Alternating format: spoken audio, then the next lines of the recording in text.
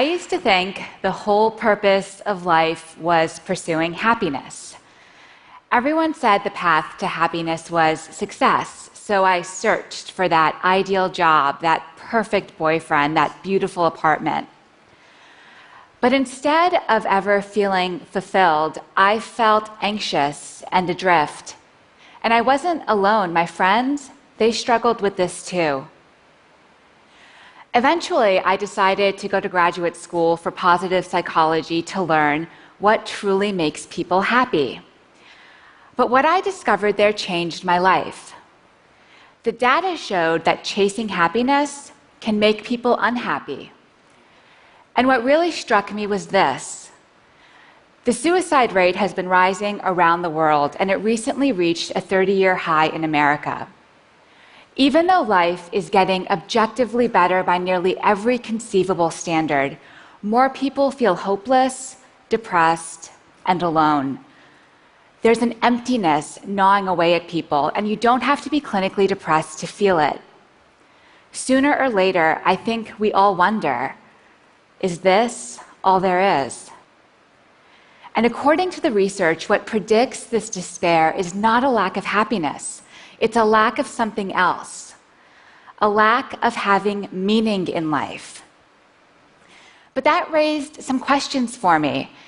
Is there more to life than being happy? And what's the difference between being happy and having meaning in life? Many psychologists define happiness as a state of comfort and ease, feeling good in the moment. Meaning, though, is deeper. The renowned psychologist Martin Seligman says meaning comes from belonging to and serving something beyond yourself, and from developing the best within you. Our culture is obsessed with happiness, but I came to see that seeking meaning is the more fulfilling path. And the studies showed that people who have meaning in life, they're more resilient, they do better in school and at work, and they even live longer. So this all made me wonder, how can we each live more meaningfully? To find out, I spent 5 years interviewing hundreds of people and reading through thousands of pages of psychology, neuroscience, and philosophy. Bringing it all together, I found that there are what I call 4 pillars of a meaningful life. And we can each create lives of meaning by building some or all of these pillars in our lives. The first pillar is belonging. Belonging comes from being in relationships where you're valued for who you are intrinsically and where you value others as well. But some groups and relationships deliver a cheap form of belonging. You're valued for what you believe, for who you hate, not for who you are. True belonging springs from love. It lives in moments among individuals, and it's a choice. You can choose to cultivate belonging with others. Here's an example. Each morning, my friend Jonathan buys a newspaper from the same street vendor in New York. They don't just conduct a transaction, though. They take a moment to slow down, talk, and treat each other like humans. But one time, Jonathan didn't have the right change, and the vendor said, "Don't worry about it." But Jonathan insisted on paying, so he went to the store and bought something he didn't need to make change. But when he gave the money to the vendor drew back. He was hurt. He was trying to do something kind, but Jonathan had rejected him. I think we all reject people in small ways like this without realizing it. I do. I'll walk by someone I know and barely acknowledge them. I'll check my phone when someone's talking to me. These acts devalue others. They make them feel invisible and unworthy. But when you lead with love, you create a bond that lifts each of you up. For many people, belonging is the most essential source of meaning, those bonds to family and friends. For others, the key to meaning is the second pillar, purpose. Now, finding your purpose is not the same thing as finding that job that makes you happy. Purpose is less about what you want than about what you give. A hospital custodian told me her purpose is healing sick people. Many parents tell me, my purpose is raising my children. The key to purpose is using your strengths to serve others. Of course, for many of us, that happens through work. That's how we contribute and feel needed. But that also means that issues like disengagement at work, unemployment, low labor force participation, these aren't just economic problems, they're existential ones too. Without something worthwhile to do, people flounder. Of course, you don't have to find purpose at work, but purpose gives you something to live for, some why that drives you forward. The third pillar of meaning is also about stepping beyond yourself, but in a completely different way. Transcendence. Transcendent states are those rare moments when you're lifted above the hustle and bustle of daily life. Your sense of self fades away and you feel connected to a higher reality. For one person I talked to, transcendence came from seeing art. For another person, it was at church. For me, I'm a writer, and it happens through writing. Sometimes I get so in the zone that I lose all sense of time and place. And these transcendent experiences can change you. One study had students look up at 200 feet tall eucalyptus trees for 1 minute. But afterwards, they felt less self-centered, and they even behaved more generously when given the chance to help someone. Belonging, purpose, transcendence. Now, the fourth pillar of meaning, I found, tends to surprise people. The fourth pillar is storytelling, the story you tell yourself about yourself. Creating a narrative from the events of your life brings clarity. It helps you understand how you became you. But we don't always realize that we're the authors of our stories and can change the way we're telling them. Your life isn't just a list of events. You can edit, interpret, and retell your story even as you're constrained by the facts. I met a young man named Emeka who'd been paralyzed playing football. After his injury, Emeka told himself, "My life was great playing football, but now, look at me." People who tell stories like this, "My life was good, now it's bad," they tend to be more anxious and depressed. And that was Emeka for a while. But with time, he started to weave a different story.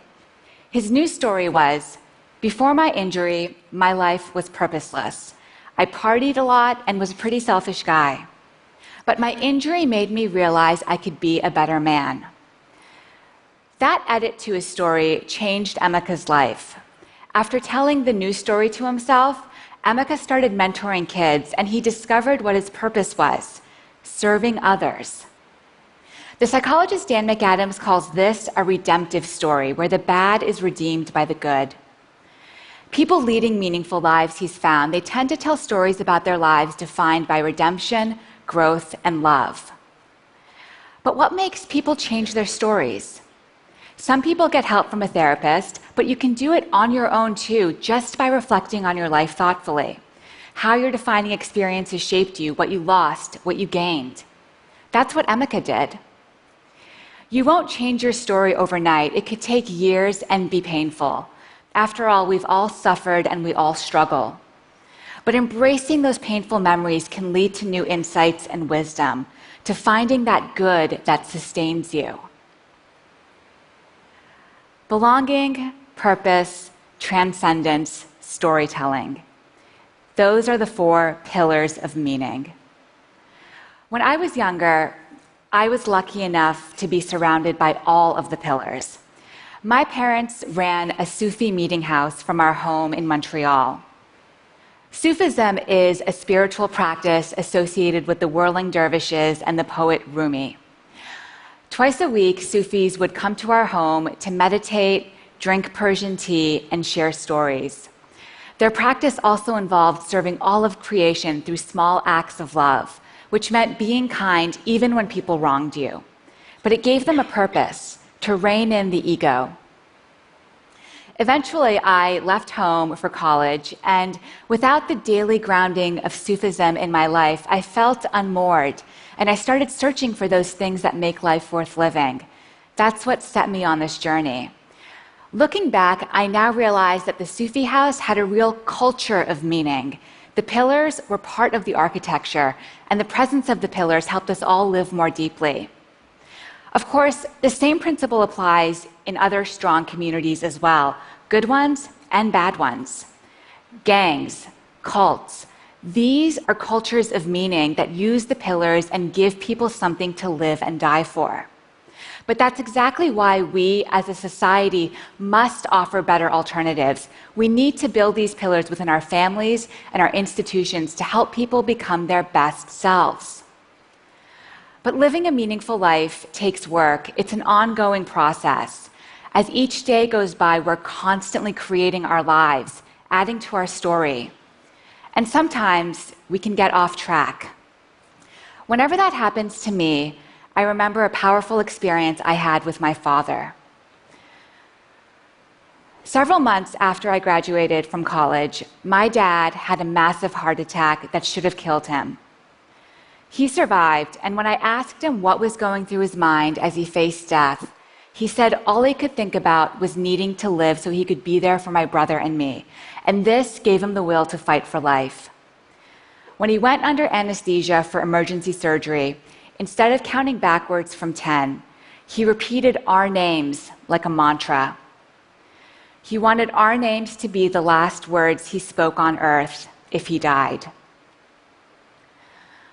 My dad is a carpenter and a Sufi. It's a humble life, but a good life. Lying there facing death, he had a reason to live: love.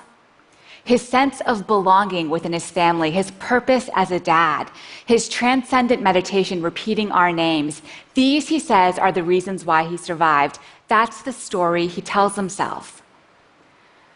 That's the power of meaning. Happiness comes and goes, but when life is really good and when things are really bad, having meaning gives you something to hold on to.